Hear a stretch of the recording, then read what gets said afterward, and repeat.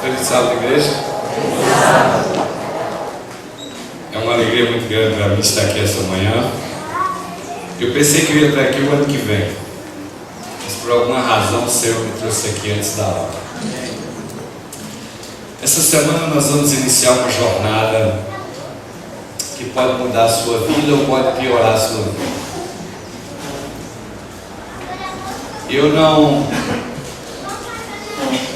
É verdade que nós vamos ter uma série de problemas e dificuldades, porque às vezes eu tenho mais coisas para falar do que tempo para falar. E desde que eu trabalhei na África, a vida na África é muito diferente do lado de cá. Se você quiser aprender um pouco da África, venha hoje às 4 horas. Mas os nossos irmãos na África, às vezes eles fazem uma refeição por dia, uma refeição cada 2 dias. Alguns irmãos andam 5, 7 quilômetros a pé para vir para a igreja, saem de casa às 3h30, 4 da manhã, 5, para chegar na igreja às 9.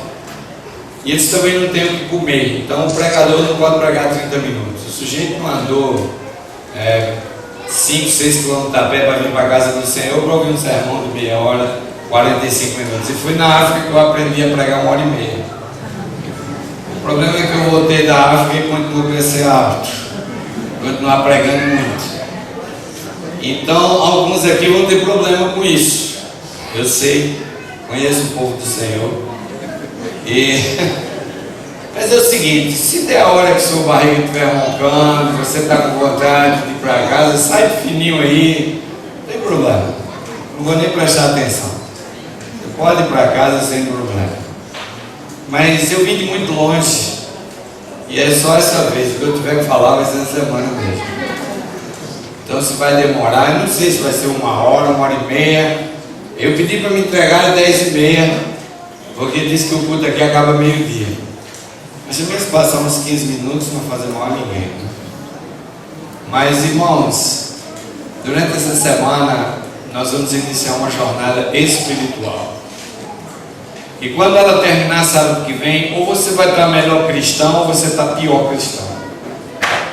Se você não conseguir vir ouvir a palavra e ficar pelo meio do caminho, não tem problema. Como muitos israelitas ficaram pelo meio do caminho. Eles não conseguiram nem chegar na fronteira de Canaã. Mas eu sei que essa semana o inimigo vai trabalhar com você, vai fazer o possível para você não ouvir a palavra. Porque essa semana Deus vai te dar uma chance de você fazer uma mudança na sua vida. E não é porque eu sou bom pregador ou mau pregador. Não tem nada a ver comigo. A gente tem essa mania de ficar olhando as pessoas e esquecer da mensagem. Qualquer pessoa poderia vir aqui dar essa mensagem que eu vou dar essa semana. Porque Deus escolheu a minha pessoa para vir dar, eu não sei. Mas eu tenho muita consciência que vai ser falado aqui essa semana não vem de Deus sobre Zé, mas é Deus que quer que seja falado. Nós estamos vivendo dias muito difíceis e eu penso que às vezes a igreja não está percebendo. Nós temos falado do conflito dos séculos e que tem um conflito aí e que há uma batalha sendo travada e tal, mas nós nem vemos a batalha. Aonde existe batalha? No meio do povo do Senhor? Aqui existe batalha. Aonde é que está essa batalha? Não, porque nós temos que dar o grande conflito, que é o conflito do Senhor. Mas aonde é que tem conflito? Talvez o conflito esteja lá fora da igreja, mas ninguém aqui dentro está participando. Está todo muito feliz aqui dentro da igreja. Temos esse conforto, esse ambiente maravilhoso. Aonde é que está o conflito? Eu quero participar desse conflito. Esse é o nosso problema. Há um conflito sendo travado. E nesse conflito que a Bíblia fala, chamado conflito dos séculos, existem algumas batalhas cruciais que foram travadas, que todos nós conhecemos. A primeira delas foi no céu. E à meia-noite nós vamos falar dela. Como é que no meio da santidade, da perfeição, diante do trono de Deus, o pecado surgiu? Como? Uma grande batalha no céu. Depois houve outra grande batalha no Jardim do Éden. Como novamente na perfeição e na plenitude do Éden, aquela serpente enganou a mulher. E tivemos aí outra batalha. Finalmente nós temos a batalha da cruz, que é a batalha da vitória, outra grande batalha sendo travada. Há uma batalha grande, crucial, que está se aproximando, é a batalha do Armagedon. E essa nós vamos falar no outro sábado. E finalmente nós vamos ter uma última batalha, que é a batalha final. A batalha do julgamento final. Nessa todo mundo vai estar presente. Todos que viveram nesse planeta, de Adão até o último que morreu antes da volta de Cristo, todos estarão vivos nessa batalha. Meus queridos, você tem consciência que você está no meio de uma guerra? Você tem consciência disso? Se você tem consciência que está metido no meio dessa batalha, você sabe com quem você está lutando? Você sabe quem é o teu inimigo? Ou você não se sente numa batalha? A vida está tão boa, tão confortável, que você nem se sente que está dentro de uma batalha. Eu louvo a Deus pelas visões de Daniel Apocalipse. Eu louvo a Deus pelas visões de Deus, revelando ao seu povo o que aconteceu, o que está acontecendo e o que vai acontecer. Eu louvo a Deus por isso. Essa manhã eu quero estudar com vocês a respeito desse conflito. Talvez você é adventista há tantos anos, mas nunca parou para pensar que você está metido dentro de uma batalha. Não, eu estou metido numa batalha, mas você nunca pegou na arma. Você nunca atacou o inimigo. Não, mas eu venho sendo atacado. Com o quê? Com o salário baixo? Com o salário mínimo, é isso que você vem sendo atacado? A guerra não é sobre o salário, não. A guerra não é sobre isso. Em todas essas batalhas que eu mencionei, as partes envolvidas tiveram que fazer uma decisão. Não existe neutros nessa batalha. Ser neutro nessa batalha significa estar de um lado. E aí que está o problema. Porque não existe neutros nessa batalha. Se você abrir a Bíblia em Apocalipse capítulo 12, versículo 17, Apocalipse capítulo 12, 17, a Bíblia define essa batalha numa linguagem bem clara. E esse é um dos textos da Bíblia que mais me assusta. Eu não sei se você entende o que você vai ler agora. Você vai dizer, esse é um texto da Bíblia que eu já conheço muito bem. Pode ser que você conheça ele, mas você não entende ele. Porque esse texto ele me dá um frio na espinha quando eu leio. Porque a Bíblia diz assim, Apocalipse 12, 17. Então o dragão irou-se contra a mulher e foi fazer guerra aos demais filhos dela, aos que guardam os mandamentos de Deus e mantêm o quê? Existe hoje milhares e milhares de igrejas, mas esse texto diz qual é a igreja verdadeira. A igreja verdadeira é aquela que guarda os mandamentos de Deus e tem o testemunho de Jesus. E Apocalipse mesmo diz, o testemunho de Jesus é o Espírito de profecia. Então, se a igreja não tem o dom profético, e se a igreja não guarda os mandamentos de Deus, essa igreja não é a verdadeira. Essa é a igreja verdadeira. Mas esse texto diz algumas coisas muito claras para nós, porque nós sabemos que dragão em profecia significa o quê? O diabo, Satanás. E a mulher em profecia significa o quê? Então a gente lê o texto assim, então Satanás irou-se contra a igreja e foi fazer guerra aos demais filhos dela. Satanás foi fazer guerra contra quem? Quem é os filhos da igreja? Os membros da igreja. Satanás não está fazendo guerra contra a igreja, ele está irado contra a igreja. Mas a guerra dele é contra os filhos da igreja. Agora, a pergunta que eu faço para você é a seguinte: você sente que está nessa guerra? Ou você passou batido? Você percebe os ataques? Você percebe a guerra? Está você armado, preparado para se defender? Tem você atacado também? Uau! Ei, pastor, eu tenho passado uns probleminhas aí, umas dificuldades. Os problemas que você tem passado aqui não é nada perto da natureza da batalha. Quando o sujeito tem uma doença que o médico não consegue curar, ele corre para a reabilitação da igreja. Aí ele vem aqui toda quarta-feira, aí ele pede oração, ele pede jejum, e vai na internet, e pede oração, e fica maluco. Deus precisa lutar uma doença para o sujeito procurar ele. É triste isso, mas é verdade. Às vezes Deus tem que permitir o mal vir à nossa vida para que a gente possa reconhecê-lo. Mas se a gente não percebe que estamos envolvidos dentro de uma batalha, porque Satanás está fazendo guerra contra você, contra mim. A profecia da revelação diz que o inimigo não está guerreando contra a igreja, ele está só irado. Agora a guerra dele é contra você.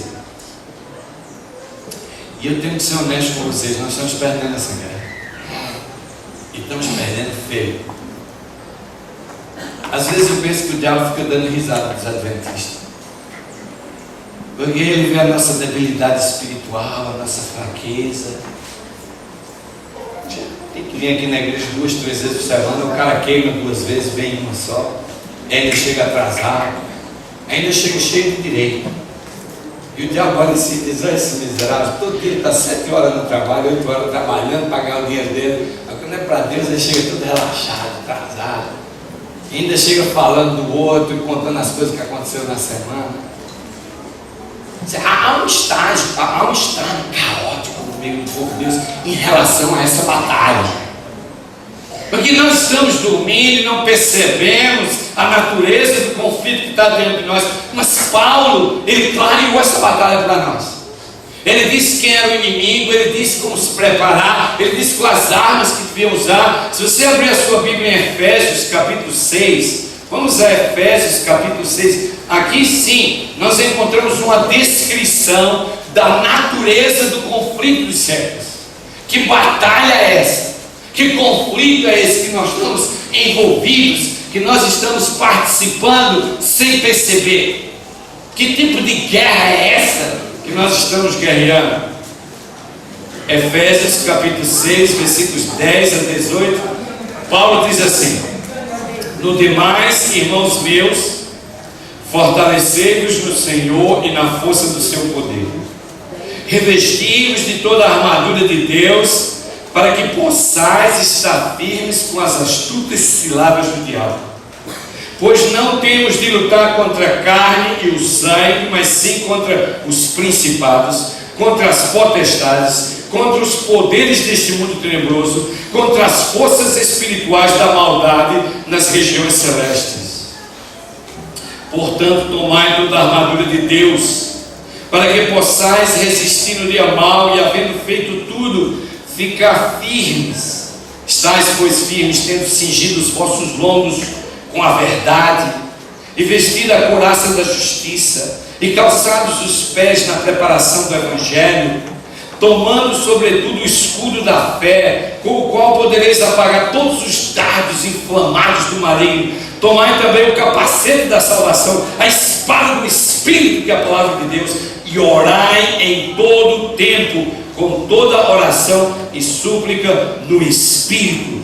Vigiai nisto, com toda perseverança e súplica por todos os santos. Amém? Amém. Eu louvo a Deus por essa descrição, porque aqui Paulo diz que nós temos que nos preparar para essa batalha. Paulo aqui diz quem é o inimigo da batalha, que está guerreando contra você. E ele diz também quais são as armas que temos que usar para vencer a batalha. Não existe nada pior do que a derrota. Não existe nada pior do que a derrota. E às vezes a gente vai perdendo as batalhas da vida, né? E o diabo vem em cima de nós e diz assim: ó, você é um coitadinho, tá vendo? Você só perde. Você só perde. Meus queridos, quando a gente anda com Jesus, não existe derrota. Quando a gente tem o poder de Deus na nossa vida, não existe derrota. Porque a Bíblia diz assim que o poder de Deus se aperfeiçoa onde? Na fraqueza. Deus está procurando fracos para manifestar o poder dele. Se você vai guerrear essa batalha do conflito e reconhece a sua incapacidade para essa batalha, tudo que você tem que fazer é deixar que Deus tome conta de você e com as armas dele você vai ser vitorioso. Agora, se você achar que você é bom, como muita gente pensa, se você achar que você pode, que você sabe gerenciar a sua vida, aí as coisas começam a ficar um pouco complicadas. Porque a palavra de Deus aqui está dizendo assim, Paulo começa no versículo 10 dizendo assim: no demais, meus irmãos, fortalecei-vos no Senhor.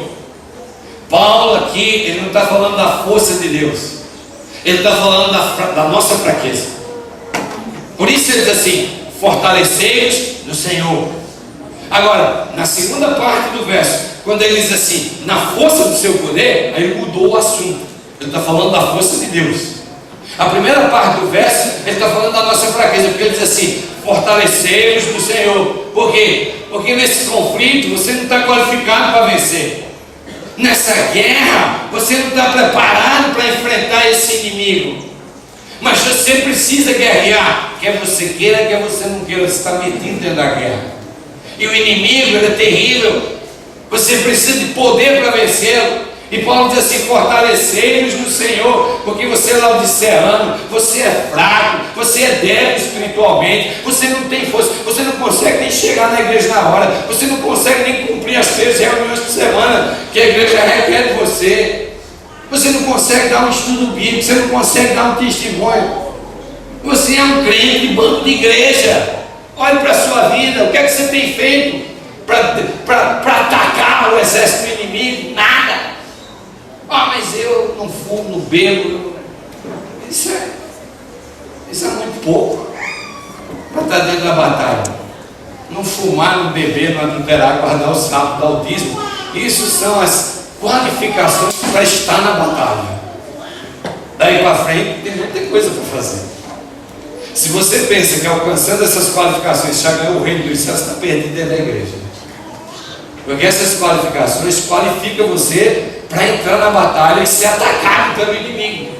Porque Apocalipse diz: e hoje o dragão da mulher foi guerrear contra o restante das suas descendências. Quer dizer, não há mérito em ser adventista. Dizer, eu guardo o sábado, eu não bebo, eu não fumo, eu não faço isso, eu não faço aquilo. Tem tanta gente orgulhosa dos seus atos aí, mas o coração está lá, está fora da batalha. Não consegue ver o inimigo.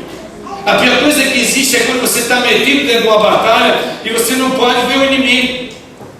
E Paulo diz assim: revestimos de toda a armadura de Deus.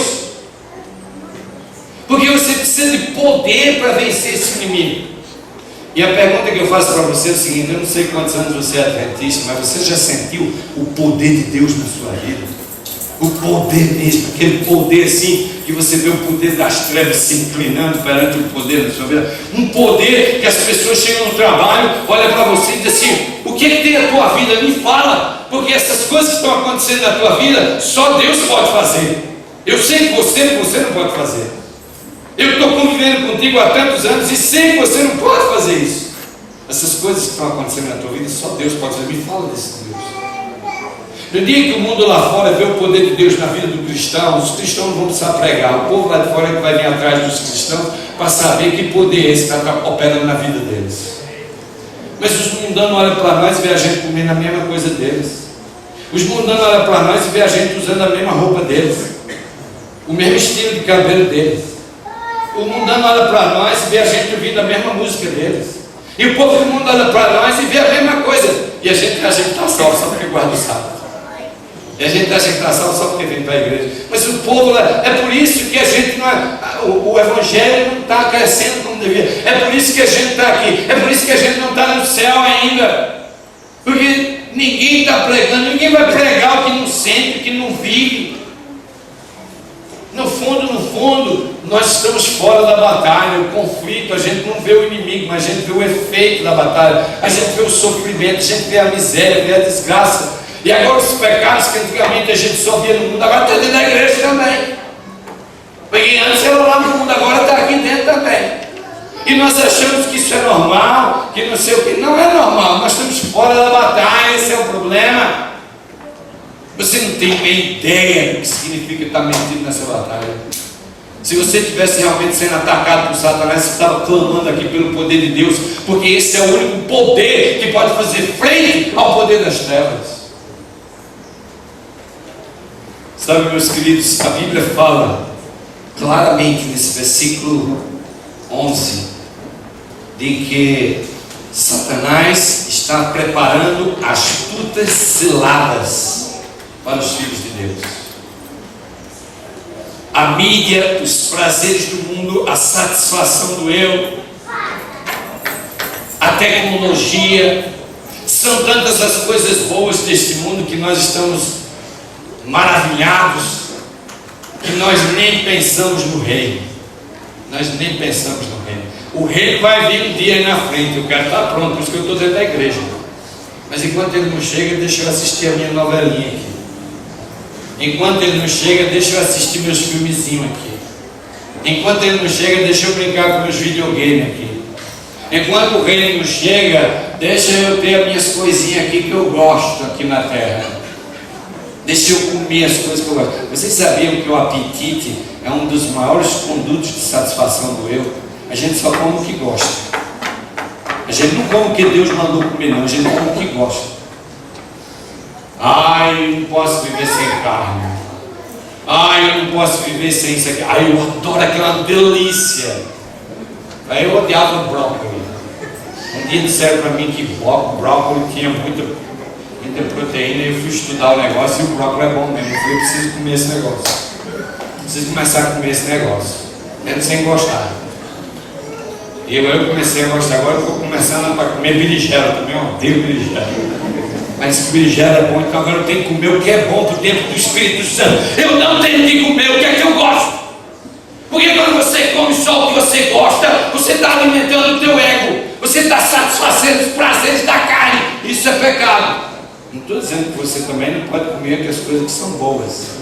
Mas eu estou dizendo para você que quando você vai alimentar o templo do Espírito Santo, você pense 10 vezes o que é que você vai botar nessa boca. Porque é isso que está destruindo a sua vida espiritual. É por isso que o Espírito de Profecia diz assim, que a reforma de saúde, ela é de mão dada com a mensagem do terceiro anjo. A mensagem do terceiro anjo é a última mensagem que vai ser dada. Elas eram de mão dada, porque se você não alimentar o templo do Espírito Santo de maneira correta, você não vai identificar o inimigo, você não vai saber quem é o adversário. Às vezes eu tenho a sensação que a igreja já não sabe quem é o inimigo, ou não está metida na batalha, ou realmente sabe que o inimigo é Satanás, mas também nunca viu ele, nunca foi atacado por ele. Não venha pensar que os problemas da vida que você tem aí no seu trabalho é tudo de Satanás, tudo é culpa do diabo. A maioria dos problemas que a gente tem é culpa da gente mesmo, tomou uma decisão errada. Casou com a mulher errada, depois fica aí reclamando. Casou com o marido errado, depois fica aí falando. Você não consultou a Deus, você não jejuou e orou procurando uma esposa, e depois vem os problemas. Os problemas que a gente tem na vida é a nossa falta de Deus na vida, porque quando Deus está na vida, tudo alinha. Só que você não busca Deus para nada, você só busca Deus quando você está na pior mesmo, que a coisa está afundando o barco. Você diz, epa Senhor, é igual os discípulos. Eles eram pescadores experientes, homens carimbados no mar. Aí quando veio aquela tempestade, eles não chamaram Jesus logo não. Vocês pensam que eles chamaram Jesus? Eles já tinham pegado muitas tempestades no mar da Galileia. Eles manejaram. Quando eles viram que a tempestade era grande, o barco ia afundar, o Senhor disse, Senhor, salva-nos. Aí eles foram atrás de Jesus. E Jesus olhou para ele e disse o quê? É o que acontece conosco. Nós somos pessoas de pouca fé, porque a gente só corre a consagração quando o barco está afundando. Quando o médico diz assim, você vai morrer daqui a 3 meses.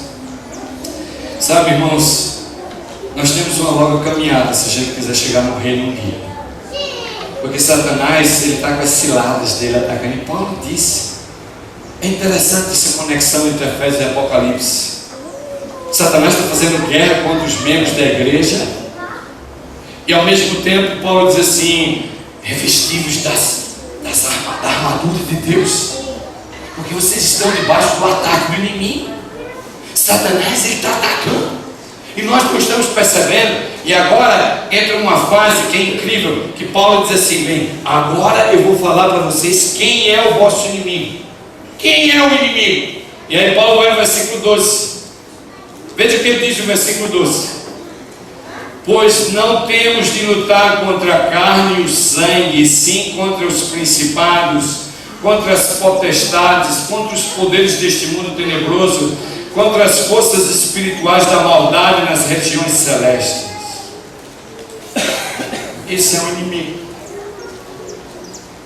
Essa luta da vida não é por casa, não é por comida, não é pelo bom salário, não. A luta pela vida é a vida eterna. Essa é a luta da vida. Essa luta é contra o inimigo invisível. Essa luta não é pelo bom emprego, não. Essa luta não é pelas coisas materiais. Essa luta é pelas coisas espirituais. A luta da vida cristã é espiritual. A batalha é travada numa dimensão espiritual. É aí que está a batalha. É aí onde o inimigo está nos atacando. Mas a maioria do nosso tempo a gente passa correndo atrás de casa, comida, trabalho, sobrevivência. Deus diz assim: o justo viverá pelo quê? Mas Jesus olhou para nós assim e disse: homem de pouco o quê? É por isso que a gente está aí sofrendo com salário baixo, sem emprego, correndo para lá e para cá, porque ninguém vive pela fé. Ninguém vive pela fé. Foi por isso que eu me apaixonei pelo campo missionário pela África, porque lá você vive pela fé. Quando não tem recursos, quando a morte chegou assim, você diz: agora eu vou morrer, porque não tem ninguém para te salvar. Você diz: Senhor, salva, Ele salva. E você vê os mesmos milagres do tempo de Jesus hoje. Você quer ver os milagres de Jesus? Sai da tua zona de conforto, pula a cerca da zona de conforto e vai lá no território inimigo atacar ele. E quando ele te atacar, você vai ver os milagres de Deus. Era isso que Jesus fazia. Jesus deixava a zona de conforto. Era por isso que Jesus toda hora tinha um demoniado gritando em cima dele. Porque Jesus, ele pulava a cerca da zona de conforto e ele ia atacar o inimigo no território dele, anunciando o rei. Anunciando o rei. Mas quem aqui está anunciando o rei? Quem é que está anunciando o rei? As pessoas dizem: bater de porta em porta, isso está ultrapassado. Porque aqui Laranja da Terra tem 3 mil habitantes, todo mundo já conhece a igreja e não adianta mais pregar para ninguém. Mas se o povo de Laranja da Terra olha para a vida de vocês, que tipo de cristianismo eles veem? Será que eles são atraídos pelo cristianismo que eles veem? Ou será que eles olham para vocês e dizem assim: é melhor ir para a Santa Terra, vai dar mais futuro? Que tipo de vida cristã você está vivendo? Que tipo de relacionamento que você tem com Deus? As pessoas que entram em contato com você nessa pequena cidade, eles veem agora o Altíssimo na tua vida. Talvez esse é o nosso problema. Meus queridos, a nossa luta não é contra sangue ou carne, mas é contra as hostes espirituais do mal. Esse conflito é travado no mundo invisível. Mas eu pergunto para você: o que é que você sabe do mundo invisível? O que é que você sabe do mundo invisível? Você tem alguma percepção do invisível? Porque a batalha está no mundo invisível. E a Bíblia diz assim: Deus é Espírito. Se você não se conectar com a tua espiritualidade, tu nunca vai se conectar com Deus. É por isso que Jesus, é por isso que a palavra de Deus, através do profeta, disse assim: esse povo vem para minha casa e ele me honra com os lábios dele, mas o coração dele está o quê? Está longe de mim. Porque nós desenvolvemos esse cristianismo de comportamento. Nós queremos ver se o cara vem para a igreja na hora, se o cara não bebe, não fuma, não adultera, não guarda o sábado. Nós estamos tão preocupados com o comportamento, não é? Que a gente quer analisar o cristão pelo comportamento, mas o coração está longe, o que adianta? A igreja está cheia de pessoas bem comportadas, doutrinariamente falando, e mortas espiritualmente falando. Isso é o nosso problema. Porque Deus é Espírito, que a batalha no mundo espiritual. Se você quer pegar a tua espiritualidade e fazer ela ficar visível, física, não vai funcionar.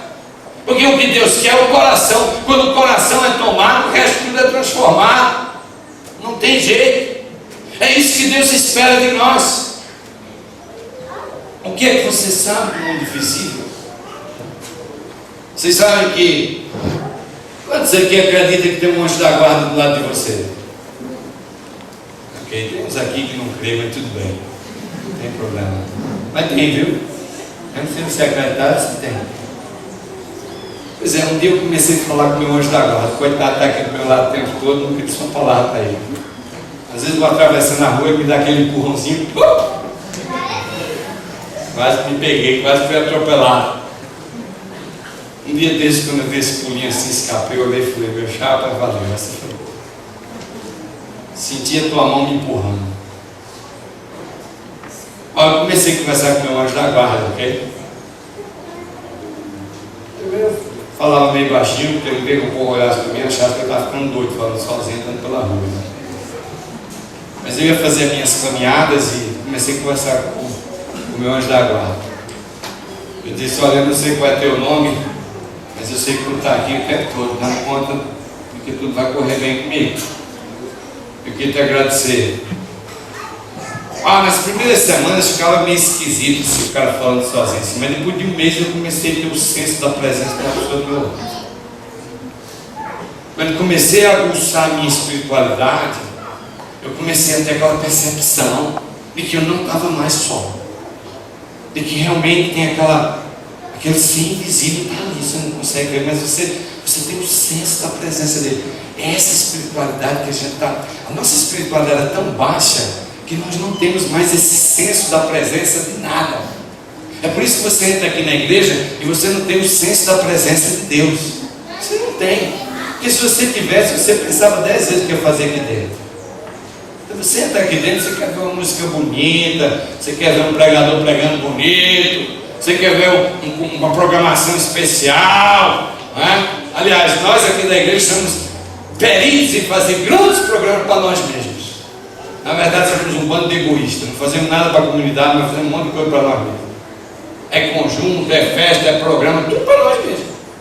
Claro que a gente diz, traz o visitante, traz o amigo, mas ninguém traz nada. Um outro aí que aparece. Nós fazemos as coisas para nós mesmos. Somos um bando de egoístas, queremos uma salvação só para nós. É por isso que o adventista é exclusivista, ele pensa que só ele vai estar lá no céu. Meus queridos, essa igreja foi estabelecida para anunciar o reino na comunidade. O reino tem que ser anunciado, não é aqui dentro, é lá fora. O reino tem que ser anunciado na nossa vida. Se você quer anunciar o reino, você tem que viver como se o reino já estivesse chegado. E Jesus disse assim, o reino de Deus está aqui. A nossa sensibilidade espiritual precisa crescer. Nós estamos perdendo a nossa percepção de ver essa batalha, porque ela está no mundo invisível. E Satanás está tirando proveito disso. E o mundo hoje está acordando para a espiritualidade. O espiritismo está em toda parte, está nas novelas, ele está nos filmes, ele está nos comerciais de TV. O espiritismo está em todo lado. O voodoo, o candomblé, a vida após a morte. Há uma concepção generalizada no mundo de hoje de que a alma nunca morre, de que o espírito vive eternamente.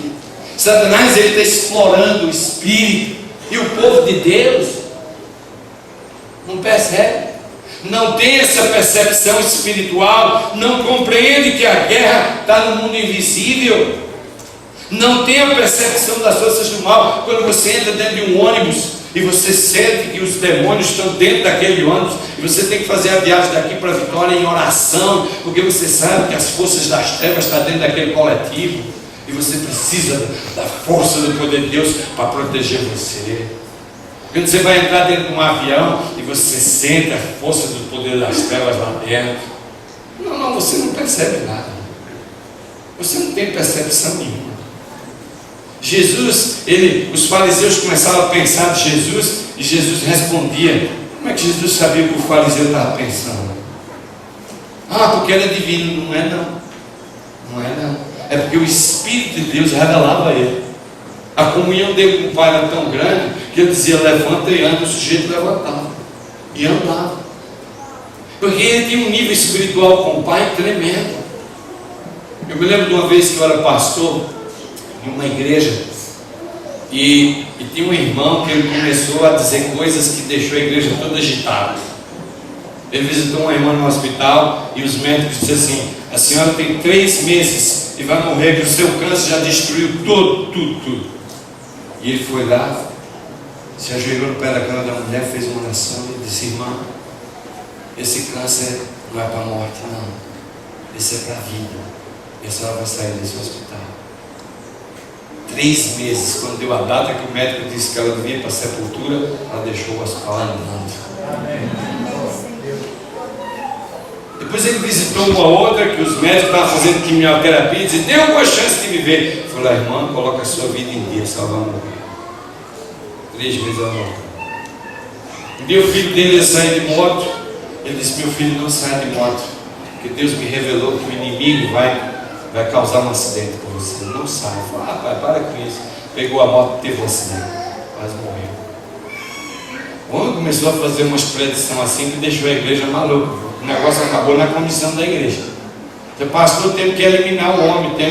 Olha só, afirmar, eliminar o quê? E se o homem estiver cheio do poder de Deus sair nessas coisas, a gente vai eliminar ele? De jeito nenhum. Vamos eliminar ninguém aqui, coisa nenhuma. Vamos investigar se isso vem de Deus ou de onde vem. Porque o homem estava lá. Eu passei 3 meses indo na casa dele 2, 3 vezes por semana, orando, visitando. E aí eu descobri o que estava acontecendo com ele. Ele dormia 8 horas, 7h30 da noite, acordava 3 da manhã. E ele passava metade das noites em oração, em comunhão. E um dia ele disse para mim: pastor, eu me sinto desconfortável quando as pessoas olham para mim, mas essas coisas que eu falo é porque Deus me revela.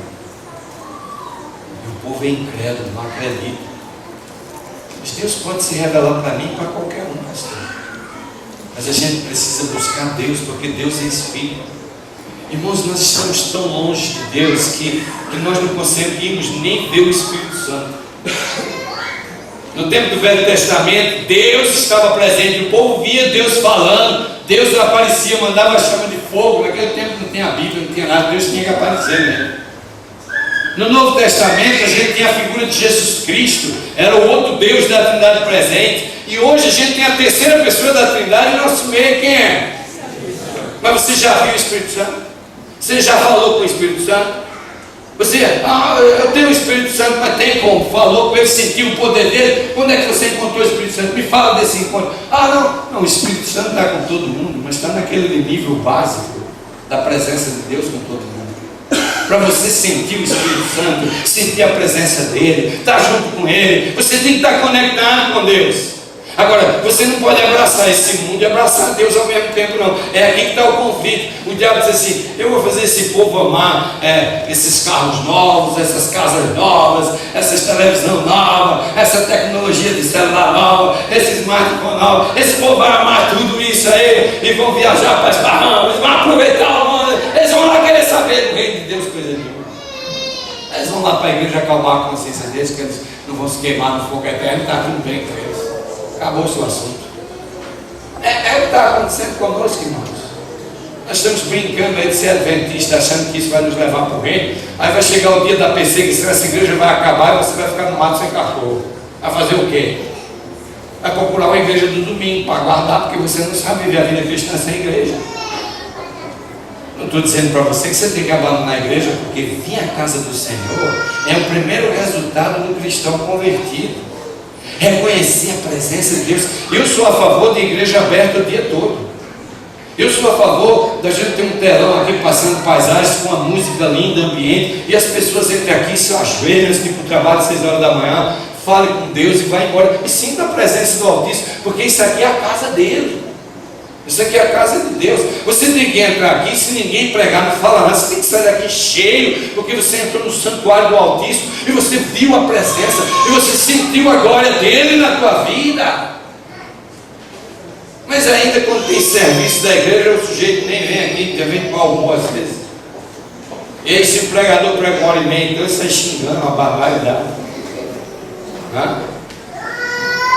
Então, essa semana eu estou preocupado, porque quando eu pregar 1h30, aí é muito tarde de noite, vai para casa. Aqui a cidade é pequena, mas não tem muita violência, todo mundo mora perto, é bom.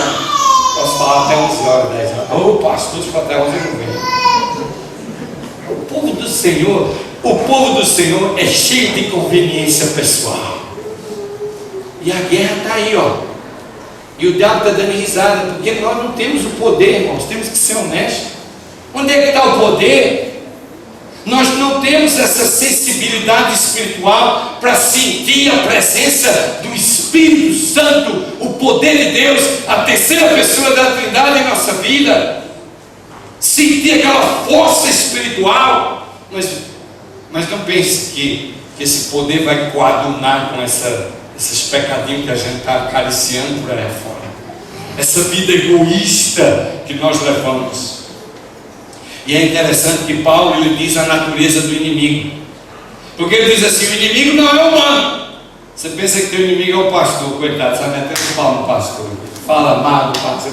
Eu não gosto de pastor. Eu me lembro de uma vez que eu fui ser pastor de uma igreja e me apresentando no domingo à noite, porque o presidente, sei lá, só podia apresentar no domingo à noite. A igreja encheu para ver o novo pastor, uma igreja de 400 membros lá no Nordeste. E a igreja encheu para ver o pastor e eu lá preguei o meu sermão todo bonito. Primeiro dia o cara tem que mesmo botar bonito para quebrar, né? Aquele tempo era assim, hoje não é mais. Aí, quando terminou, os irmãos passaram, pastor, bem vendo. Passou um jovem, pegou na minha maçã e falou assim: não gostei não. Não gostei de você não, viu? Mas não gostei mesmo.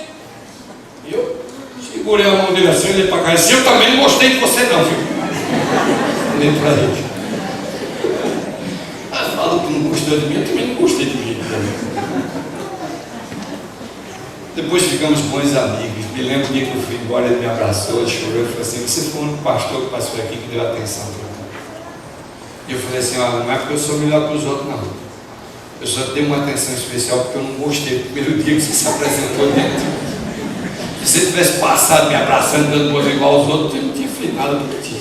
Tem que ser honesto, tem que falar a verdade. Eu estou no ministério há 31 anos. A coisa mais difícil do ministério é amar as ovelhas. Terrível. Eu venho lutando com isso nesses 30 anos. Amar as ovelhas.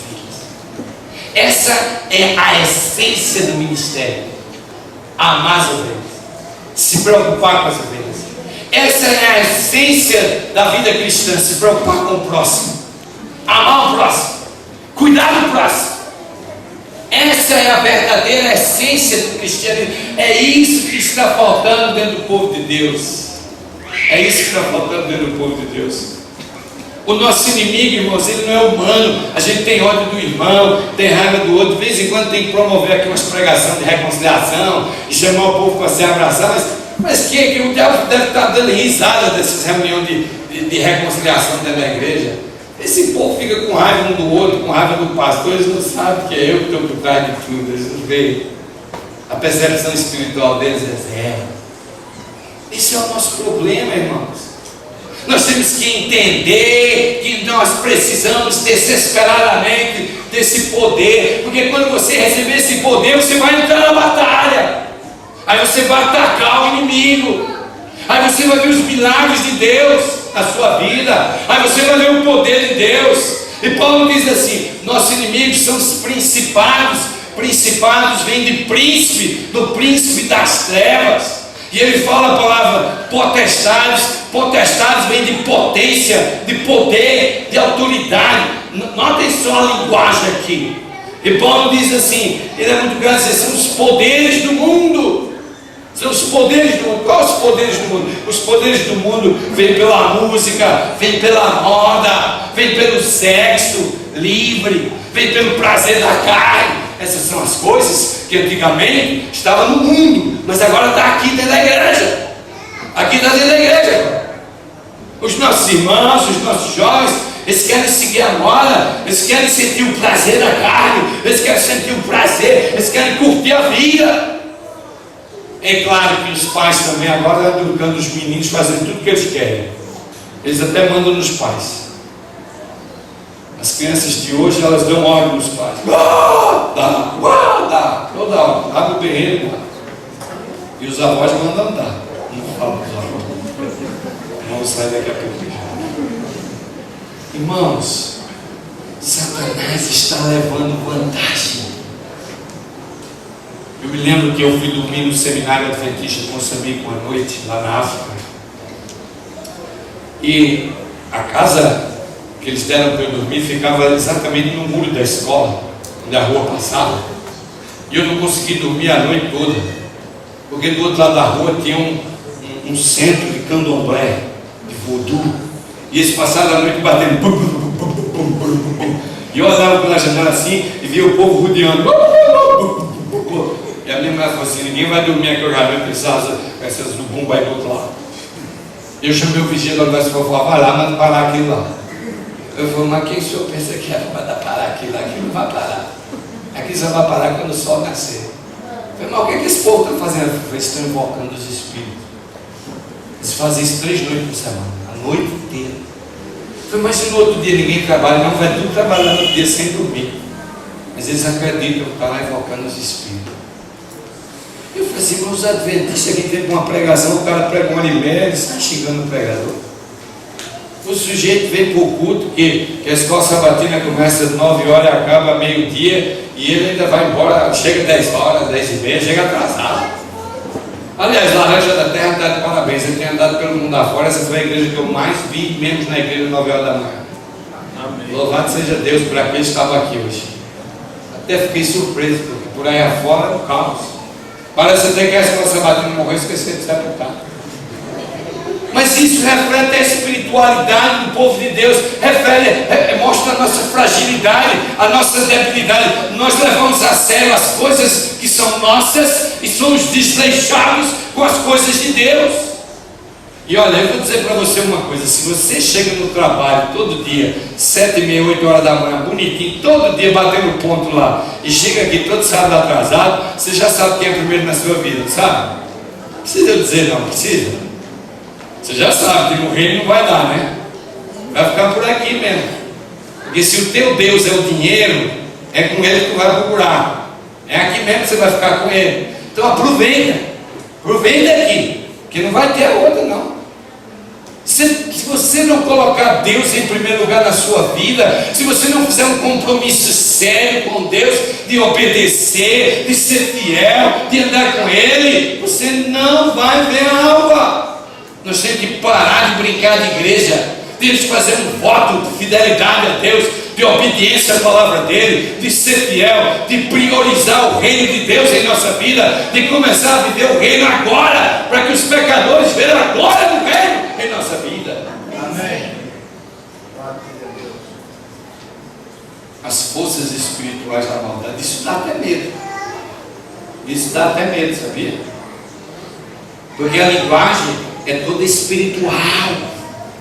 É por isso que você precisa começar a orar e buscar crescer sua espiritualidade. Você tem que ver a glória, a beleza da oração, da comunhão, do estudo da palavra de Deus. Não adianta você ler um capítulo da Bíblia por dia e não absorver nada.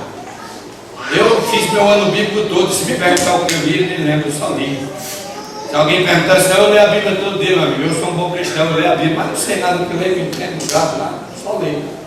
Agora, quando você pega um versículo, fica uma hora lá em cima e aplica na sua vida, aí você vai sentir o aperto. Você vai dizer para ele: o que é que Deus está me dizendo aqui hoje? Deus está dizendo para mim que eu não posso fazer isso?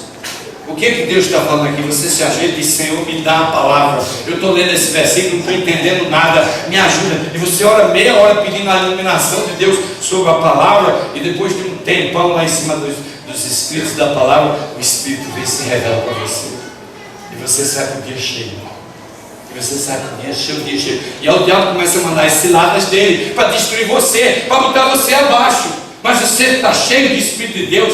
Você está cheio da glória de Deus. Olha o que Paulo fala em Romanos capítulo 13 e o versículo 11 e 12. Romanos capítulo 13, versículo 11 e 12. Isso é um texto muito forte, mas ele é real. É uma grande verdade. Olhem só o que Paulo fala aqui.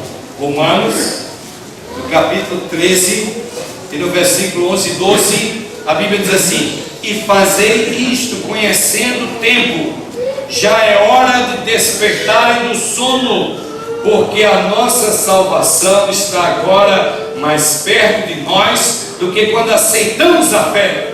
A noite é passada e o dia é chegado, Rejeitemos, pois, as obras das trevas e vistamos das armas da luz. Amém? Amém. É hora de se revestir das armas de quê? Da luz, não das trevas. A gente tem uma tanta moda, né? A gente tem uma tanta moda que a gente só quer usar roupa de marca. Todo mundo quer usar roupa de marca. Eu tenho umas gravatas lá, que a minha irmã, toda vez que eu visto ela, ela fala assim: mas velho, tu tem que parar de usar essas gravatas, porque essas gravatas são cafona. Eu fico, mas quem disse que essa gravata é cafona? Não, o povo tá aí, mudou o estilo da gravata. Eu falei, mas eu não sigo a moda, eu sigo o que eu vou no espelho e vejo que está bem. Eu me sinto bem com as minhas gravatinhas antigas.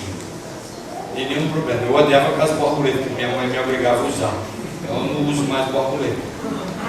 Né? Mas essas gravatinhas bonitinhas, assim, fininhas, eu gosto delas. Mas a moda não é mais ainda. Quem determina a moda? Quem é esse povo aí que determina a moda? Que você tem que usar a roupa desse jeito, quem usar daquela. Ah, isso agora é moda que eu vou usar. Quando as pessoas começam a seguir os outros, aí é igual no jardim do Éden. Eva queria seguir a serpente. Uma desgraça. Se você não criar a tua identidade com Cristo Jesus, você vai ter uma vida infeliz. É por isso que tem tanta gente infeliz, tanto casamento dando errado, tudo dando errado, porque o ser humano ele tem uma carência de Deus na alma, e quando a pessoa se esquece de Deus, se afasta de Deus, aí vem o pecado. Foi isso que aconteceu com Eva. Ela não precisava da serpente, ela não precisava daquele fruto, ela não precisava de nada. Ela precisava andar com Deus, obedecer a Deus, amar a Deus, louvar a Deus, glorificar a Deus. Tudo que a Deus precisava era de Deus. Eles foram dar voz para uma serpente. Tudo que você precisa hoje para ser feliz é Deus na sua vida. Se você não está feliz com o teu salário, se você não está feliz com a mulher, não está feliz com o teu filho, não está feliz com a vida, você está precisando de Deus na tua vida, porque é Deus que vai dar balanço, é Deus que vai te fazer feliz. Eu já estive do outro lado, já fui feliz na minha vida, eu já fui feliz no ministério, já que largar a obra, até o dia que eu descobri Jesus, até o dia que eu descobri que Deus é tudo, e que obedecer a Ele vai transformar você. E é interessante que nessa batalha do conflito, Deus então nos dá as armas. E a primeira arma está escrita lá em Efésios capítulo 6, no versículo 14. E o que é que diz o versículo 14? O cinturão é o quê? O cinturão da verdade. Essa é a primeira arma que vai botar o diabo abaixo. A verdade. O mundo está cheio de mentiras. Satanás mistura a verdade com a mentira hoje. É isso que Satanás faz. E às vezes a gente dá umas mentirinhas, né? As mentirinhas branquinhas, pequenininhas, que a gente acha que vai passar batido, né? Cuidado. Às vezes é melhor você perder a sua salvação, é você se prejudicar aqui, não perder a sua salvação falando a verdade do que falar uma mentirinha. Você fala uma mentirinha para se salvar aqui, né? Hoje o diabo está tão astuto que ele está fazendo a mentira virar verdade. O povo fala mentira como se fosse verdade. E você até engana você mesmo, você crê que é verdade. Esse é o pior engano que existe, é quando você vive em negação. Não é? É igual você é bonito, chega no espelho e você acha feio. Então você quer ficar bonito, então você vai gastar dinheiro para ficar bonito. Tem um monte de gente gastando uma nota aí para ficar mais bonito. Mas para quê? Para quem quer ficar mais bonito? Você não vai poder suplantar a glória do reino. Você não vai. Porque Deus vai transformar você.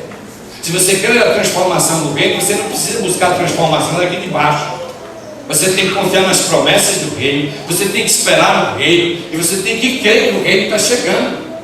Mas muitas vezes a nossa vida parece que nós não estamos esperando o reino. A verdade, ela não é real na nossa vida. O Senhor chama todos os que creem na sua palavra para despertarem do sono. Despertarem desse sono. Preciosa verdade brilhou apropriada para esse tempo. Essa luz deve levar-nos a um estudo diligente das Escrituras. Meus queridos, quando você focar a sua mente na verdade, você só vai buscar as coisas do reino. Você pode buscar as coisas daqui de baixo, mas as coisas daqui de baixo, elas só conseguem dar a você momentos felizes. Ai, eu estou feliz porque eu tenho um carro novo. Eu, a primeira vez quando eu tive meu primeiro carro novo, fiquei todo empolgado, um carro novo e tal. Mas aí 2 anos depois, o desgraçado do carro começou a quebrar. Eu falei, mas essa desgraça é nova, como ela está quebrando? Não é possível um negócio desse. Eu comprei um carro novo, estou indo para a mecânica, agora eu estou pagando o carro novo e estou indo para a mecânica. Não é possível uma coisa dessa. Aos poucos eu fui descobrindo que nesse mundo tudo é passageiro. Nesse mundo tudo vai ficando velho. Mas as promessas do eterno, elas perduram eternamente. Os valores eternos desta vida é a verdade, é a fé, é o amor, é a humildade, a simplicidade, a honestidade, a integridade, a compaixão, a misericórdia. Esses valores são valores intrínsecos, são valores eternos, são valores que o dinheiro não pode comprar, são valores espirituais. Nós estamos esquecendo de investir no nosso caráter, nos valores espirituais, e estamos investindo nos valores materiais.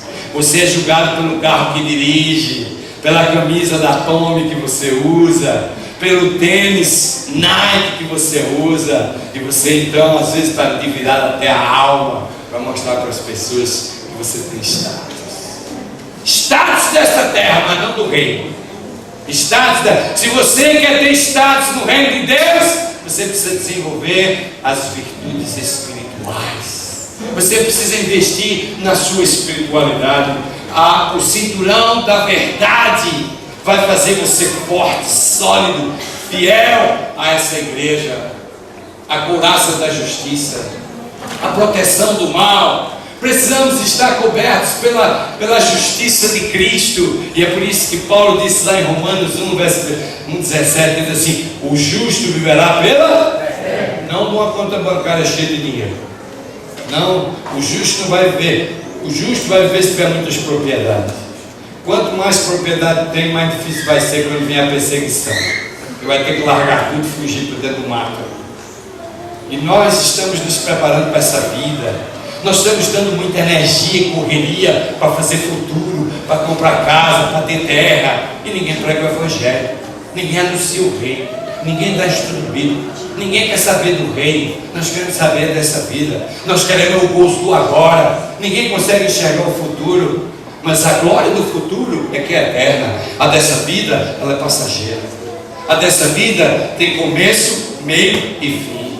E Deus diz assim: olha, eu te ofereço a couraça da justiça. Quando você se vestir da couraça da justiça, você não vai praticar atos de injustiça. Você não vai praticar atos de injustiça. Eu tenho um amigo que é empresário e ele tem 50 funcionários. E ele é adventista. Eu falei para ele: olha, você deve ter muito adventista. Ele falou: olha, eu empregava adventista. Todo mundo era adventista.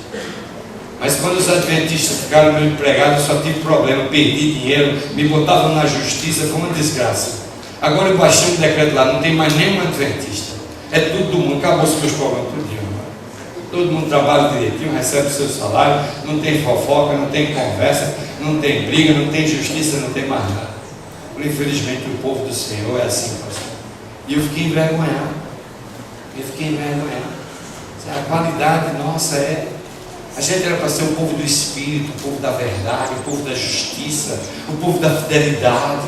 Mas tem havido muita coisa nos arraiais do Senhor, muita gente de caráter quebrantado, destruído, fazendo o que não deve, dando mau testemunho, e ainda quer levar o nome do Senhor. Sabe, meus queridos, nós precisamos aprender a ser honestos com Deus. Você não precisa ser honesto com o pastor da igreja nem com ninguém, mas você precisa ser fiel a Deus em primeiro lugar. E agora vem o Evangelho da paz no verso 15. Essas são as armas para enfrentar Satanás. Há um clamor na sociedade moderna por justiça, e só Cristo pode trazer essa paz no coração. É a paz de Cristo, é nascida da verdade. Eu gosto dessa expressão. É harmonia com Deus. Você está em harmonia com Deus? Você só pode ter harmonia com Deus se você for fiel a Ele. O único poder que pode criar e perpetuar a verdadeira paz é a graça de Cristo. O rosto dos homens e mulheres que andam e trabalham com Deus exprime a paz do céu para essas almas. O reino de Deus já chegou. Que coisa linda, hein? A minha pergunta para você é se o reino de Deus já chegou para você. O reino de Deus já chegou para você. Você já está sentindo na sua vida as delícias e os prazeres do reino de Deus? Ou você ainda continua ligado, atrelado às coisas dessa terra?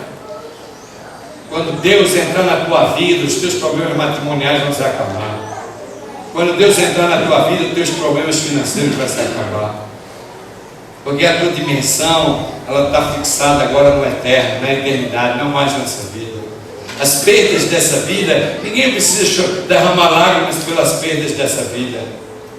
Outro dia, minha mulher, quando a gente estava na África, a gente viajava longas distâncias de carro, 3.000 quilômetros, 800 quilômetros de estrada de terra, e a gente ia conversando. E um dia minha esposa olhou para mim e falou assim: mas filho, você já notou que a gente já passou de 50, já estamos na metade da vida, a gente não tem nada. A gente não tem um terreno, não tem uma poupança, não tem uma casa, não tem nada. E eu falei para ela assim: minha filha, eu já notei isso. Eu já notei isso. É por isso que todo dia eu estou orando a Deus para fazer uma mansão lá em cima para mim, uma piscina do Rio da Vida atrás da minha casa, para dar uma compensada nas perdas que eu tive aqui, porque aqui eu só trabalhei para Deus e não consegui fazer nada. Eu estou pensando lá em cima agora, porque aqui embaixo não vai dar nada. Eu estou ficando muito velho para ter alguma coisa aqui nessa terra. Mas é bom também eu não ter nada, porque eu não vou sentir falta de nada quando eu for para o reino. Tem gente aí que não dorme de noite porque não tem uma casa própria. Eu nem sei o que é isso.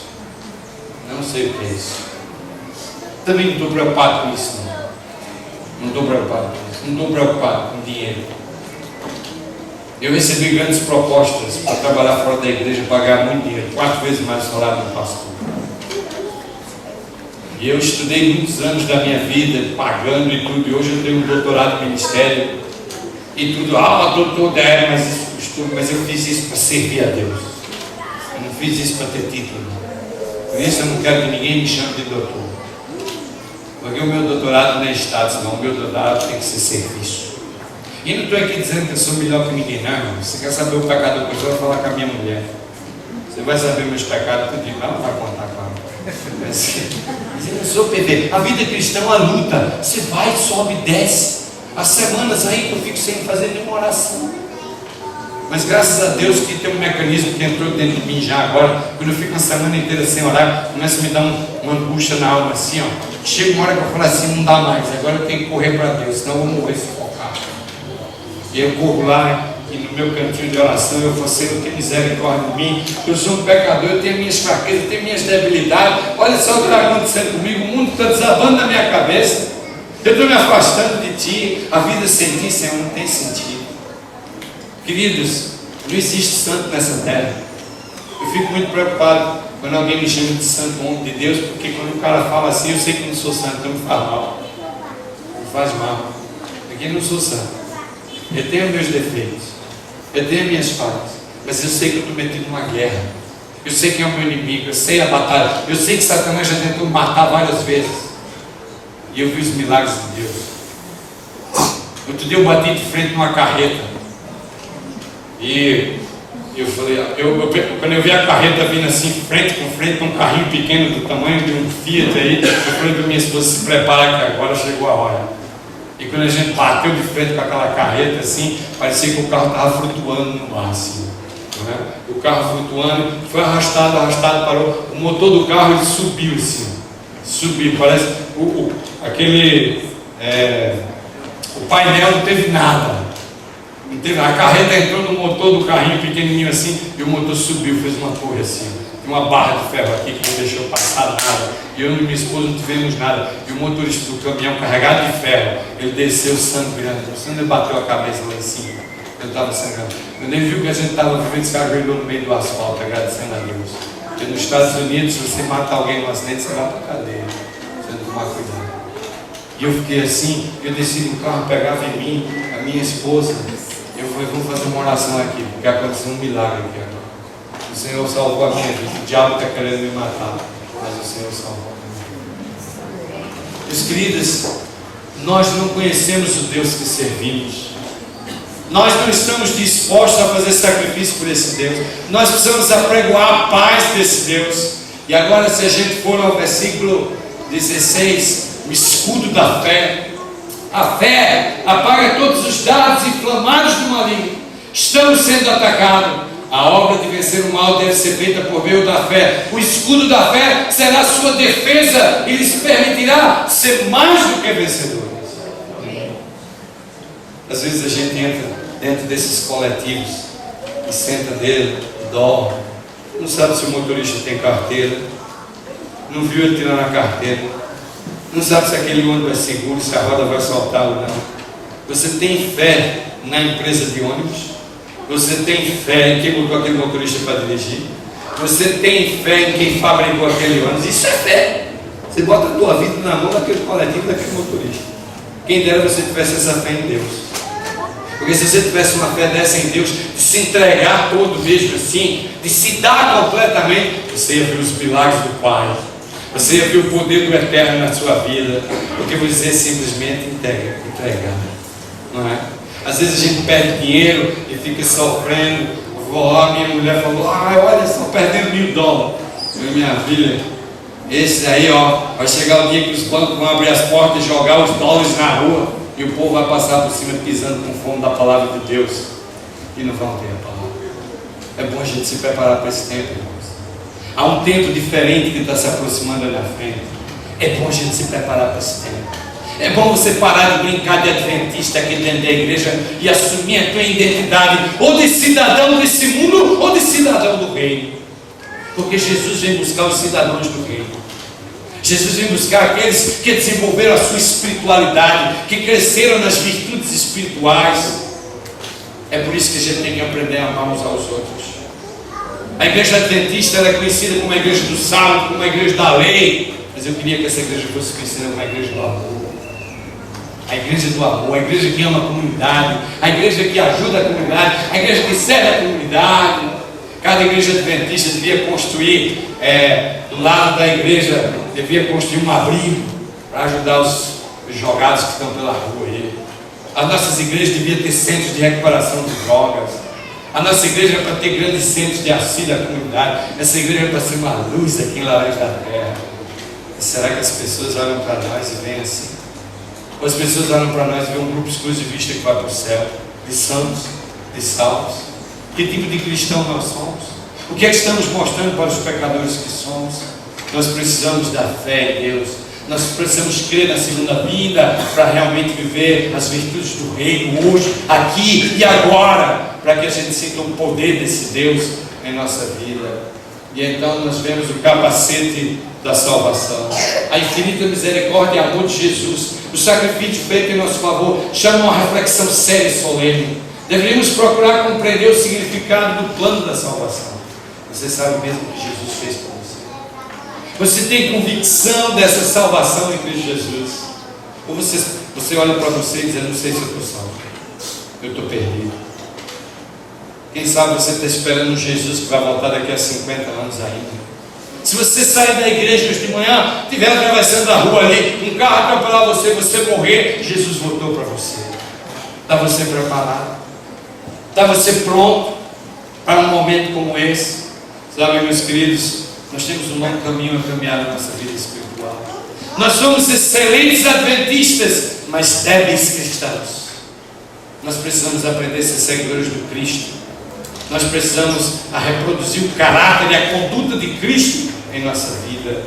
E finalmente nós encontramos a espada do Espírito, que é a palavra de Deus.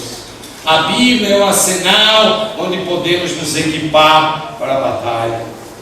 Eu vou dizer uma coisa para vocês. Eu rejeitei por muitos anos da minha vida como adventista esse livro aqui. Mas eu encontrei um alento para a minha vida nesse livro.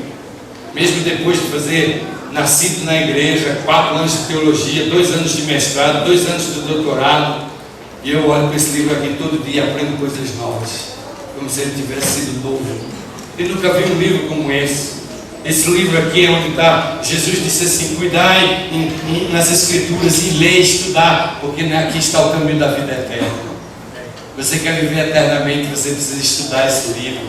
Nunca houve uma época quando a igreja precisasse tanto estudar Daniel e Apocalipse como hoje. Mas a gente diz: isso é muito difícil, eu não quero nem saber disso, joga isso para lá, não tem tempo, estou muito ocupado. Porque você está buscando as coisas do reino daqui e esqueceu das coisas do reino. Se você quer realmente buscar as coisas do reino e alcançar esse reino, você precisa da espada do Espírito, que é a palavra. Contra essa, Jesus usou contra Satanás. Está escrito. Está escrito. A nossa igreja, aos poucos, está permitindo que o mundo vá entrando dentro da igreja. Para falar a verdade a vocês, eu estou confuso. Eu não sei se o mundo está dentro da igreja ou se a igreja já está dentro do mundo. Mas eu sei que uma das duas coisas está acontecendo. Nós perdemos a nossa pureza. Nós perdemos o nosso espírito de santidade. Nós estamos seguindo mais as coisas do mundo do que as coisas de Deus. Perdemos a referência bíblica. Não estudamos mais a Bíblia. Não somos mais o povo da palavra de Deus. Há uma carência, há uma fome dentro da igreja da palavra de Deus. É essa palavra que vai reavivar, que vai transformar, que vai nos colocar nesse patamar de receber o poder de Deus em nossa vida. E Paulo termina dizendo assim: ore no Espírito, oração. Você aí diz: ah, pastor, eu oro 4 vezes por dia. Ok, 4 vezes por dia, 30 segundos cada minuto de oração. 1 minuto de oração. Você ora 4 minutos por dia. Eu vou dizer uma coisa para você: quando você entrar na guerra do conflito, quando você estiver ali dentro da batalha, quando você se apropriar das armas, você vai precisar de pelo menos 2 horas de oração por dia. Eu te garanto isso. Porque quando você começar a se conectar com o infinito, você vai ter a sensibilidade de ver o poder das trevas ao redor de você. Você vai ver o inimigo te atacando, mas você vai ver o poder de Deus como você nunca viu na tua vida. Você vai ver o poder do Altíssimo te protegendo, te cuidando. E se você está passando necessidade, sofrimento, é porque Deus tem um propósito com a dor da sua vida. É por isso que Paulo disse assim: eu me regozijo no sofrimento, eu me regozijo na perseguição, eu me regozijo com as provações da vida, porque o poder de Deus, ele se aperfeiçoa na minha debilidade. O poder de Deus, ele se aperfeiçoa na minha fraqueza. Quando eu estou fraco é que eu estou forte, Paulo diz, porque eu sinto o poder de Deus em minha vida. Eu sinto a força do Altíssimo me guiando, me dirigindo, me controlando. Olha, eu vou dizer uma coisa para vocês: eu louvo a Deus porque eu não tenho nada. Às vezes eu fico pensando assim: se eu tivesse $1 milhão, vocês acham que se eu tivesse $1 milhão eu estava aqui pregando para vocês? Vocês acham mesmo? Vocês acham que se Deus tivesse me dado $1 milhão, eu era pastor na obra, ouvindo os irmãos me cortar o pescoço? Graças a Deus que Deus nunca me deu dinheiro, porque assim eu pude fazer a obra que Ele quer que eu faça. Talvez alguns estão orando aqui por dinheiro, por milagre, mas Deus vai te fazer pobre a vida inteira. Sabe por quê? Porque essa é a única maneira de salvar você. Se Ele atender as tuas orações, te der dinheiro, te der propriedade, te der um bom emprego, tu vai perder a tua fé. Então Deus te deixa na miséria, Deus te deixa nesse sofrimento, para você se apegar a Ele, para você conseguir ter o vislumbre do reino de Deus que está se aproximando. É isso que Deus quer de nós. Meus queridos, quando você vai orar a Deus, você não pode orar 30 segundos. A gente tem essa hora, quando eu me ajoelho lá, eu falo: Senhor, eu vim aqui hoje, mas eu não estou com vontade de vir aqui não. Hoje eu não estou com vontade de falar contigo não, mas eu estou aqui porque eu sei que eu preciso. Na disciplina. E mesmo chega para mim e diz assim: não, pastor, não tenho vontade de orar, não tenho vontade de ler. É que você precisa ler e orar. Disciplina. Se você disciplinar você vai gostar de orar e ler a Bíblia. Mas você tem que disciplinar. E eu me lembro quando eu comecei meus momentos de oração, naquele tempo não tinha esse CD maravilhoso de hoje, eu botava aquele tape de cassete. E eu peguei um de música instrumental bem bonito, e eu botei dentro do cassete, e eu me ajoelhei e falei: Senhor, hoje eu estou começando nova vida contigo. Ele está aqui o cassete, 30 minutos. Hoje eu vou começar com 30 minutos. Enquanto não parar a música, eu não paro aqui a oração. E eu podia ver Deus dizendo: oh, que beleza, finalmente você veio aqui para gastar um tempo comigo. E eu comecei a orar. Depois de 3 minutos já tinha falado tudinho. Eu falei: Senhor, eu tenho um problema aqui agora. Eu já falei tudo, me falta ainda 27 minutos. O que eu vou fazer aqui com esses 27 minutos? E Deus disse assim: ó, fica aí porque é 30. E eu fiquei lá. Aí eu vi uma coisa e disse assim: repete tudo de novo. Eu comecei a repetir tudo de novo. E fiquei lá uns 20 minutos repetindo a mesma coisa. Depois eu falei: Senhor, não dá mais para repetir agora. Ele falou: mas fica aí, é 30, você tem que ficar. Você nunca vai ouvir a voz de Deus falando, mas você vai ouvir a sensação espiritual do Espírito de Deus te dando aquela paz no coração. É uma sensação que você só vai sentir quando você orar. Eu já senti isso. Você não escuta Deus falando, Você fala e Deus te responde na alma. Você começa a sentir aquele prazer no coração, aquela paz, aquela sensibilidade espiritual de relaxar. Quando eu me levantei, eu senti outra pessoa. Eu senti uma coisa forte dentro da minha alma. Era a resposta de Deus ao meu clamor. Meus queridos, depois eu descobri uma coisa. Eu descobri o que está no quadro aqui. Eu descobri que existem 5 maneiras de orar. Uma oração é a oração de adoração. Outra oração é uma oração de gratidão. Outra oração é uma oração de intercessão. Oração de confissão e petição. E aí eu disse, ó, que maravilha. Quando você vai fazer uma oração de adoração, você só ora adorando a Deus. Os salmos estão cheios de adoração. Senhor, eu te louvo pelas maravilhas da natureza. Os céus proclamam a tua glória. O firmamento anuncia a obra das tuas mãos. Eu olho o ciclo da noite e do dia, das estações do ano. Eu exalto o teu nome. Eu louvo o teu nome pela planta que brota. Eu louvo o teu nome. Uma oração de adoração. Você só vai adorando Deus na oração. Uma bênção. Você começa a sentir prazer de exaltar o nome de Deus, porque Deus colocou algo divino dentro de você. Quando você começa a exaltar o nome dele, traz um gozo na alma que nada pode trazer do teu coração. Aí depois você vai fazer uma oração de gratidão. Obrigado pela comida, obrigado pela minha família, obrigado pelo meu pai, obrigado pela igreja, obrigado pelo meu trabalho, obrigado pelas tuas pernas para andar, obrigado pelos meus ouvidos, pelos olhos. Ó Senhor, eu glorifico o teu nome. Muito obrigado pelas suas. Uma oração de gratidão. Depois você termina e vai fazer uma oração de intercessão. Senhor, abençoa meu esposo, abençoa meus filhos, abençoa o pastor da minha igreja, abençoa a tua obra mundial, abençoa o pastor Bezerra, abençoa o pastor fulano, abençoa minha mãe, meu irmão. Senhor, olha aquele irmão, oração de intercessão. A igreja de Deus intercedendo um pelos outros. Uma bênção, uma bênção, uma bênção. Você sente um gozo na alma de estar intercedendo perante o Altíssimo, pelo teu irmão, pelo teu amigo, pelo teu familiar, pela tua igreja. E aí vem a oração mais difícil, que é a oração de confissão. Essa você passa assim, ó, batido. Porque a oração de confissão você tem que confessar o pecado. E você diz assim, mas que pecado eu vou confessar? Eu sou um pecador, Senhor, perdoa meus pecados, Jesus. E Deus diz assim, mas qual pecado você quer que eu perdoe? Me fala. Oh Senhor, eu não me lembro o que eu fiz aí. Eu devo ter feito alguma coisa errada, porque eu sou pecador, eu não lembro. Nós temos um problema aqui, nós não sabemos mais o que é pecado. Pecado é só adultério, beber algo, fumar, isso é os pecados. Pecado é quando você acorda de manhã, se levanta na carreira, vai embora do trabalho e não gasta tempo com Deus. E você prioriza o dia, isso é pecado. Quando chega quarta-feira à noite, você está muito cansado, Deus sabe que eu estou cansado, está chovendo, você não vem à casa do Senhor, isso é pecado. Tudo que separa você de Deus é pecado. As coisas mais simples, se aquilo separa você de Deus, isso é pecado.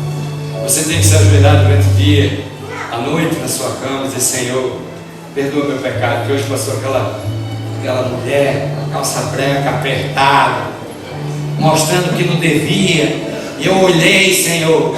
É verdade que eu teria um olhar rápido, Senhor, mas ficou com pensamentos impuros na minha mente. Senhor, me perdoa esse pecado. E Deus vai te perdoar o pecado. Não ore mais a Deus, Senhor, perdoa meus pecados. Não ore. Porque Deus não perdoa o pecado por atacar. Se você não confessar o teu pecado, se tu não abrir o teu coração, o que Deus quer de você é confissão, é entrega, é reconhecimento, é lágrimas de arrependimento. Você vai sentir o poder do perdão na sua vida. Você vai sentir que o poder do perdão vai te transformar. E aí vem as orações de petição, que nessa gente é doutor, né? A gente já se ajoelha pedindo, né? Deus diz, meu filho, você só se ajoelha para pedir misericórdia. Fala outra coisa, fala. Senhor, abençoa, faz isso, é pedindo. Vamos parar de falar só em petição com Deus. Vamos aprender a se comunicar com o Altíssimo. Vamos sentir a bênção. Sabe, meus queridos, eu quero terminar minha mensagem dessa manhã dizendo a você que nós estamos metidos no conflito dos séculos. Não importa se você se sente dentro do conflito ou fora do conflito, você está dentro do conflito. Pode ser que você seja passivo, não esteja vendo a batalha, esteja relaxado dentro da igreja. Tem havido muita tapinha nas costas e festa nos arraiais do Senhor. E tem havido pouco jejum, oração e vigília no povo do Senhor para se fortalecer para essa guerra. E a serva do Senhor, ela termina dizendo o seguinte: uma grande guerra está acontecendo em cada alma. Satanás, ele não está atacando a igreja, ele está atacando quem? Cada um de vocês individualmente. É por isso que ela diz assim: uma grande guerra está acontecendo agora em cada alma, em cada um de vocês. E essa guerra é entre o príncipe das trevas e o príncipe da vida. Como agente de Deus, você deve se render completamente a Ele, para que Ele possa planejar, guiar e lutar a batalha por você, com a sua cooperação. Amém. Você sente Deus pelejando por você nessa batalha? Você sente? Tem você sentido realmente a mão de Deus sobre você nessa guerra contra o inimigo? Sabe, meus queridos, o fim está chegando. O mundo hoje está cheio de sofrimento, de desgraça. É cheia ali, terremotos ali, desgraça para todo lado. Mas nós já achamos isso normal. Não há nada de errado. Está tudo bem. Você não tem ideia quantas pessoas estão morrendo de fome por dia de desnutrição. Você não tem ideia do caos que está ocorrendo em áreas como a Síria e outros lugares. As pessoas estão fugindo pela vida, abandonando os pertences, vivendo em campos de refugiados, fronteiras de outros países. Você não tem nem ideia da tragédia que Satanás está pintando no mundo que a gente está vivendo. E você está aqui, vindo para a igreja cada sábado domingo, completamente alienado do conflito dos séculos. Sabe, quando você entrar no conflito, você vai sentir o poder das trevas.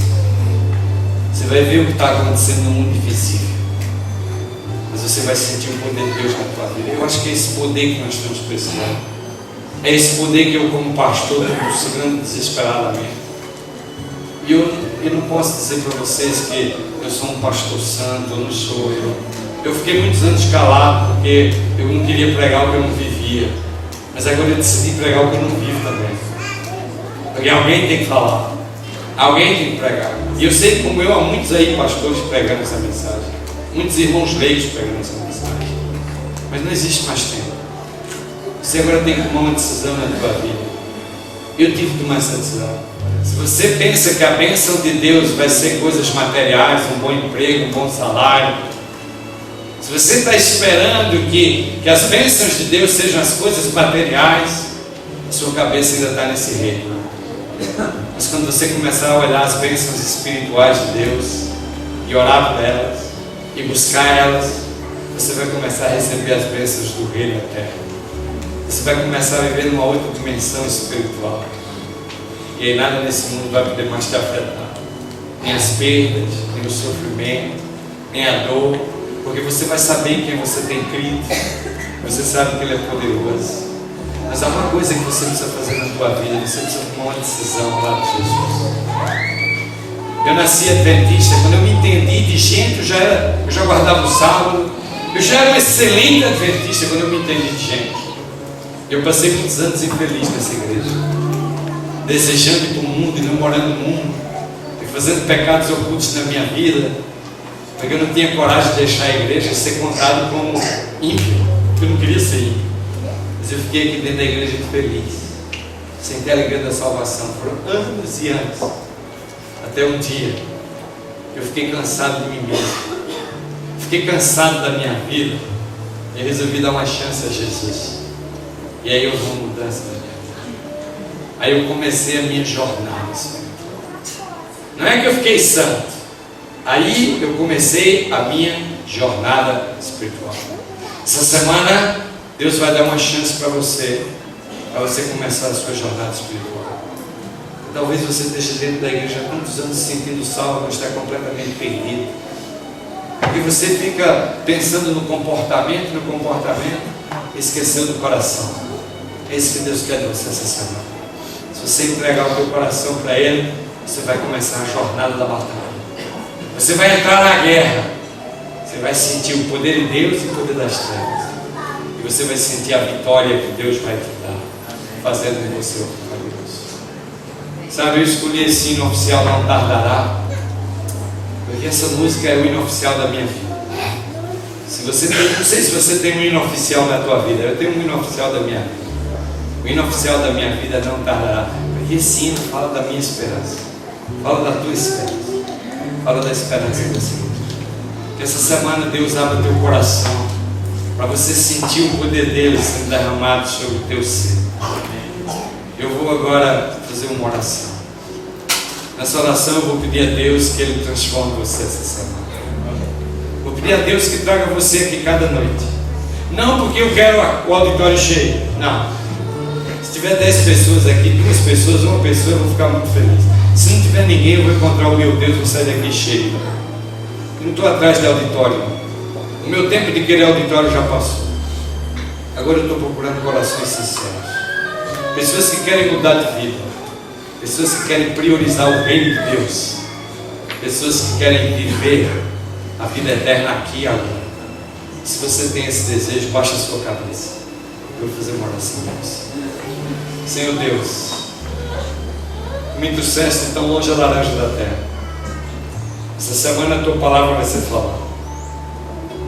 Senhor, abre os nossos olhos para ver a batalha do conflito dos céus. Essa igreja precisa fazer uma mudança. Esses irmãos aqui precisam de um reavivamento, uma reforma. Eles precisam abraçar as armas da armadura de Deus. Eles precisam priorizar o reino que está chegando. Eles precisam começar a crescer na santificação, a buscar primeiro o reino de Deus na vida deles. Abençoa esses irmãos. Traz eles aqui cada noite para ouvir a tua palavra, não a minha, Senhor.